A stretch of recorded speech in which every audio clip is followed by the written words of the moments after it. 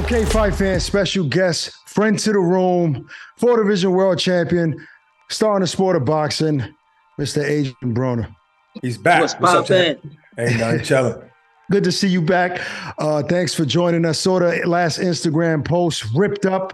I mean, it's always amazing to me how, you know, you professional athletes, especially fighters, can make the transformation. The part that people don't know how difficult it is, man. I know you love to eat, AB. You know, when you're off season, what's the hardest part about training outside of not eating like you want? It really, of course, it's the training, but that's really not the hardest part. Mm-hmm. It's more mental. It's more mentally everything. You know, you got to cut everything off. You know, and in the position I was in, you know, it was just like, damn. All right. One day I was face drunk. Yeah. Not thinking about a gym. I'm talking about a gym. Yeah. A gym. I ain't looking at no gym. Right.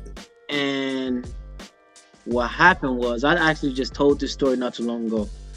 It's gonna be in my movie too. But what happened was one day, I got, you know, I was just in a bad spot in my life. Whatever was going crazy, and I was just getting drunk every day. Then one particular day, I had a chance to go see Mike Tyson. Wow. And we went to the gym. I guess he coming out with a glove or something, I don't know. Okay. And we went to the gym. I'm drunk. And he look at me and he get emotional. Like, he start talking to me. And he like, damn, it make me want to cry because I see so much of myself in this dude right here. Mm-hmm. And he was just talking to me. He was like, I know everything you're going through. I went through all of that. And it was just like, he was more hurt to see me going through that. And we was just talking, and he was just like, he said something. He was like, man, I'm gonna tell you something. You ain't seen nothing yet. You think you was at your height of your career. You think that's something that ain't gonna be to when you get your together and really say and really come back. Right. That's gonna be different. And after that day and really seeing Mike, it was like, all right, man. It. Damn, so that was your rock bottom. So moment. You know what, just to follow up on what you said about cutting everything off, right? And I was asking for a reason, because I'm pretty sure in your past, you've been in these training camps and not really cutting everything that you should cut off, right? So is there, and at this point in your life, do you feel like you cut everything off that's excess weight, something that doesn't benefit you? You feel like you're at that stage in your life? Yeah. I cut everything. How hard is that, AB? Because you're so not only generous, right, financially, but you're a loving person. And Ellie is a friend of ours. He talks about it all the time, how you're a loving person, you're giving, despite of what people may see on social. How hard is that to cut somebody off that you might have love for, but you're not bringing no benefit for me. You lead me the wrong way. Like right now, like usually when I have camp, you know, my camps will be anywhere from $200,000 to $300,000 camps. That's because I'm taking care of this person and that person and that person and this person, and I'm just doing it out of love, like just like real love, like from my heart. And like this camp, it was like, you know what, you know, we just gonna focus on me. So for this camp, I only had like my big brother Lil Head and my right hand. You know, my right-hand man, Lil G. So yeah, no doubt. And that's it. Lil G been there for a long time, because I remember you put a long list of things on Instagram, things that you overcame. What was the toughest thing you overcame? Alcohol. You know, You know, that's really one of that was really one of my biggest vices. You know, I never did a drug a day in my life. Right. You know, I think alcohol is harder because it's so acceptable. I you know, mean, it's just so acceptable. It's an acceptable drug, you know? You know, as a fighter, we don't know how to just do a little bit. So if we do anything, we're gonna do a whole lot of it. Extreme, yeah. Extreme. So that goes with like even, and I'm a big gambler as well. I stopped that too. But, wow, good stuff. But you know, I just don't know how to. You know, it's just in our nature. You know, as fighters, we You know, 10 years ago, I saw you training in the gym. You was at the Judah Brothers gym when they had a gym in Brooklyn. Mm-hmm. And I've only seen probably Floyd train that hard. I seen you hit the bag for 45 minutes straight after shooting 13 jumpers in a row. But I want to know now, and back then it seemed like it was easy for you, even though I know training is hard, don't get me wrong. Mm-hmm. But now with this new motivation that you have, and when you cut all of these demons, is it easy to get up in the morning to train? That never been a problem for me. That never, see, that's the thing with me. So like that never been a problem for me. It's just, if I'm on something, I'm on something. If I'm off of it, I'm off of it. And that's just, I ain't no in between, ain't no none of that.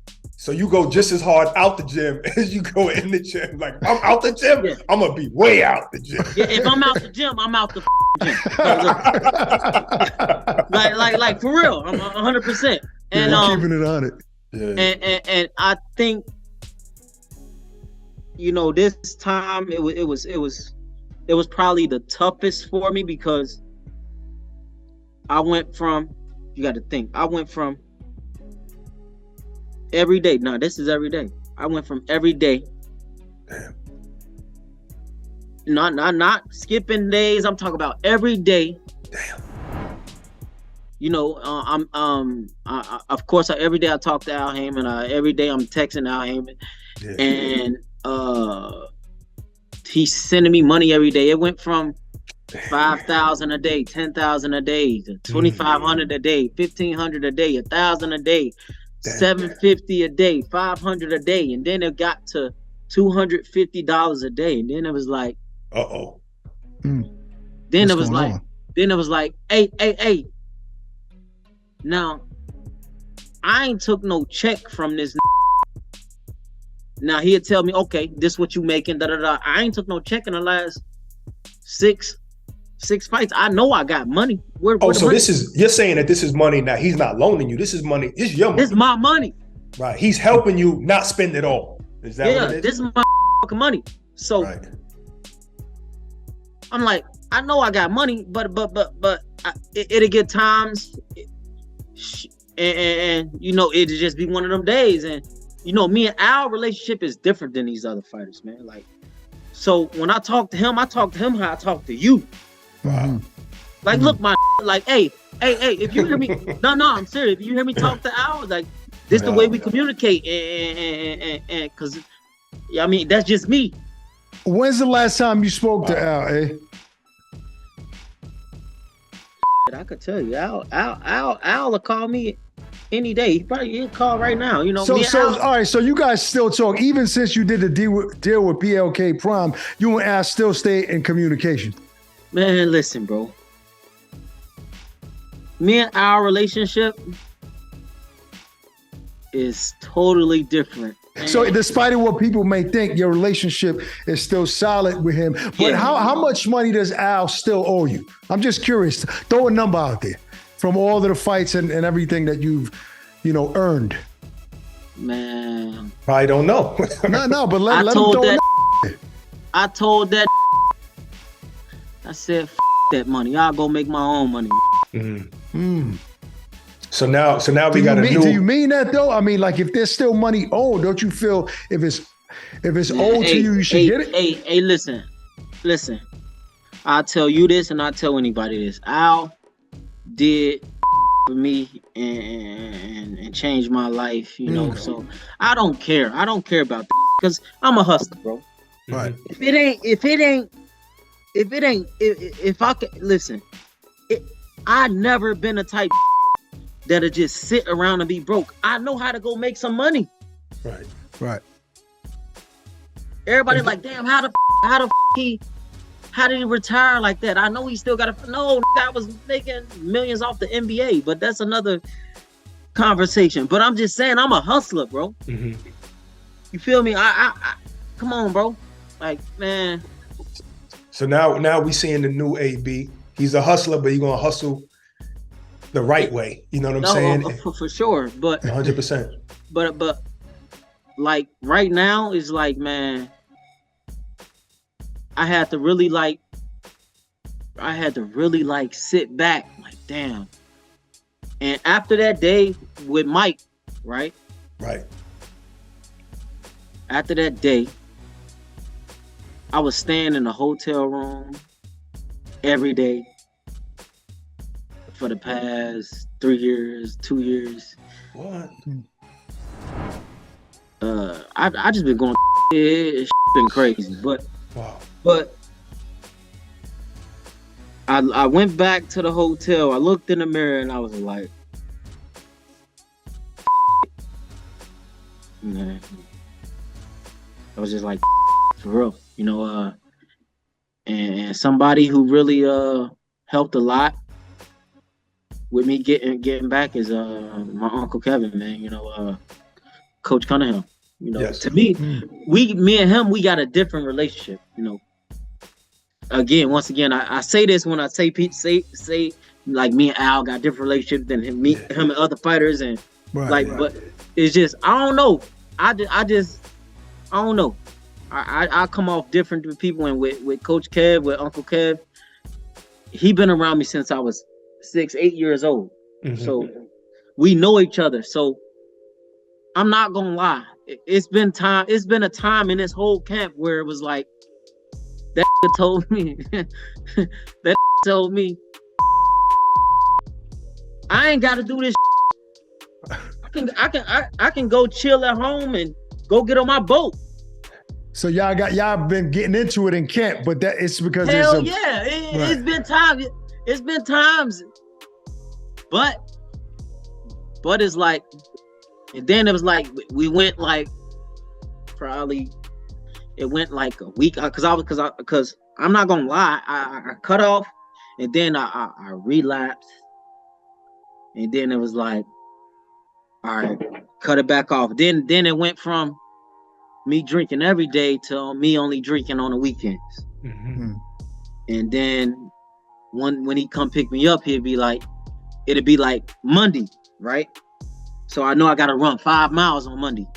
Right. But on Monday, I can't get up and run because I face from Sunday. Right. So but I still go to the gym on Monday. You understand? Right. I just will miss the run, but I still go to the gym, and when I get to the gym, I smell like a gallon of liquor, whole thing of liquor. So on the way home, even though I train hard as he'd be like, "Hey man, you gonna have to quit that on the weekend, bro. You got to stop missing these runs on Monday. You got to cut off." Listen, and this happened during this camp. Yeah. He talking to me on the way home, and then like with him, he'll take the long way home. So he can you gonna get this work. So he just talking to me, and it's just me and him in the car. So he just talking to me like, man, you smell like a whole thing of liquor right now, man. You got to quit that shit. Right. But I just went in the gym and trained harder than anybody in the gym. Even hung over. Hell yeah. So he like, but you can't be missing these runs. You will be so far ahead. Right. If you just say it, bro. He say, and then one day it really locked in with me. He say, look, bro, cause this is how he talks. Look, bro, you done did enough partying for everybody out this year. That's for sure. You done did enough partying, bro. Yeah. Come on, man. Lock in for 12 months. Right. Change your whole life. And you made that decision already to lock in for 12 months. So let me ask you something, AB. Like, you've always been outspoken, like you speak your mind, express yourself. Is there anything, looking back, that you regret saying in the public eye? Hell no. Not one thing? No. No. What's the best advice you've ever been given from anybody? Whether it was Mike, Al, just throughout your whole process. You had like so many ebbs and flows and successes. What would you say is the best advice you've ever been given?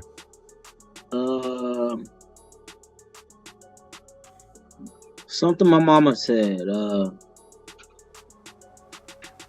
Because my mom, she like one of the closest people to me, and like she one of the smartest people I ever knew, and she's like she ain't holding back nothing when it come to me. She gonna let me know the truth, even though she know her son, she know me. I'm 100% hurt, but she like, even though I know you gonna go out here and do what the you want, she still tell me the truth, whether I like it or not. And one day she said, she was like, you ain't never gonna see change unless you change. Amen. And I'm like, at first, I'm just, I'm like, mama just talking, but I'm like, damn, I really got to change. And then once I really change and start doing different, she starts seeing it, because she'll call. She do a little slick shit. She real smart, college, dean's list, all that. She real smart, very, very, very intelligent person. And she'll do things and call certain times, because she know me. She'll call at certain times to see if I'm drunk. Yeah. I can't hide nothing from my mama. Exactly. She can feel it. Like, I know he out there drinking. Let me give him a call right now. You can smell it. She'll call. I talk to her. All right, I just wanted to make sure you're safe. I love you. Be safe. Boom. She get off the phone, and I'm drunk. I'm like, you can't hide. I don't hide nothing from my mama. Yeah. So then, once I made the turnaround, and she start calling, because usually when she call, I try to get off the phone as quick as possible, but she leave me on that phone. But I be trying to get off the motherfucking phone, because I know she know. Right. But now it's been like, when she called, we talk for a long time, and she know, like, damn, my son is really done with that drinking. He ain't drinking. He's sober, in a good state of mind. I see the results. I see his body change, and she in a good space. She loving every bit of what I'm doing right now. That's a blessing, because at the end of the day, you can't change for the fans. You can't change for the money. You can't change to pay your bills. You got to change for you, And that AB is what the real fans are waiting for. But now you have to show those casual fans, because you're one of the very few fighters that have the casual fans. You know what I mean? And you have this opportunity against Michael Williams Jr. Now, what does it mean to you, or does it say anything to you that he's being trained also, not just by his father, but by Roy Jones Jr.? Man, it means a lot to me, man. I get to perform in front of one of the best fighters ever. Roy Jones been around me, a long time when I was with HBO, and he know what the going on, was he somebody who tried to, give you a good word here and there, or give you some advice?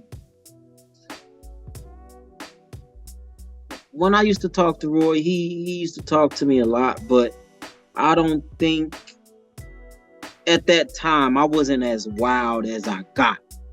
Got you. If you understand what I'm saying. Yeah, I got you. I got you. Yeah. Yeah. You were still conquering divisions, Speaking of HBO, since I know you just mentioned you and Al still talk, relationship is still strong, but a network like Showtime and Steven Espinoza were also in your corner for a long period of time, but then things started to change. Have you spoken to Steven Nothing Espinoza? changed. Well, I mean, you was vocal sometimes, or just frustrated to say the least. Like you just wanted to fight, you weren't being active. Have you spoke to Steven Espinoza since the BLK deal? I would have to say I haven't, but I know if. Has he reached out? Not really, but at the end of the day, if Steven Espinoza was to see me, it'd be all love, bro. Right. I ain't got nothing bad to say about Steve. That's my too, for sure. So you're comfortable so far with the treatment by BLK, not just by the money that he's gonna give you, but everything else? What I can say about BLK Prime, man, he's a stand-up guy. Yeah. And okay. It ain't no loops, or it ain't everything he told me he was gonna do has been done, and now it's just time for me to perform. So yes, I mean, do you see something long term with this company if they stay in the sport of boxing? As far as you can see, I think you have a 3-fight deal. I think this company will be one of the biggest platforms for boxers. Wow. Honestly. Wow. That's a big statement. Honestly. So how have you been mentally with the change of opponents? Like Red Catch was a very, very good fight, and then it got changed to Hank Lundy, and we were like, and now it's Michael Williams Jr. He's a young guy, only got one loss. How have you been mentally through all of that?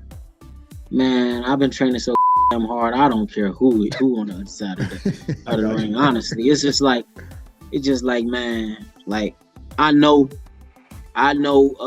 different opponents but I've been boxing so long, man.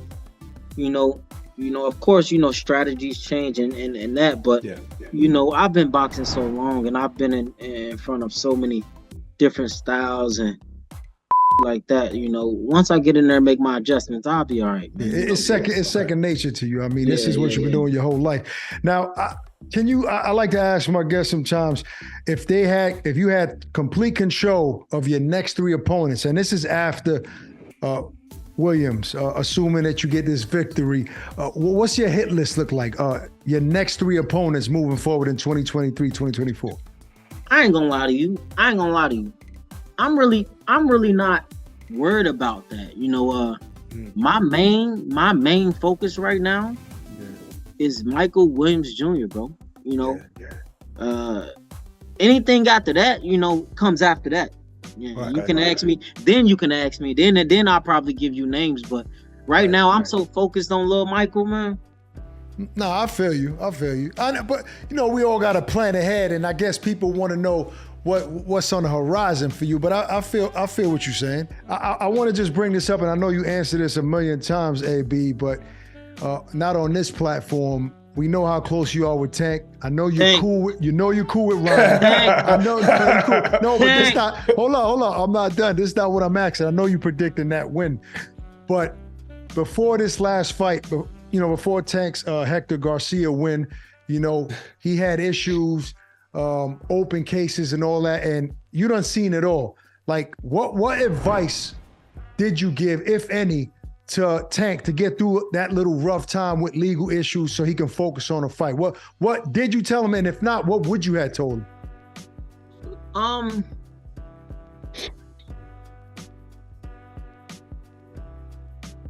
Right now, I'm in training camp. He was in training camp, and then now I'm just in training camp, and he's doing what he got to do. But if I was to talk to him, I just tell him, man, the only way we're gonna get ourselves out the holes we dig ourselves in is getting back right in this boxing ring. It's kind of crazy, but it's like the only way that everything go away is if you get on top of everything in the boxing ring. Yeah, I feel that. That sounds good. Well, on that note, yes, sir. We'll be tuned in on Fight Night. See the new AB. See the return of AB.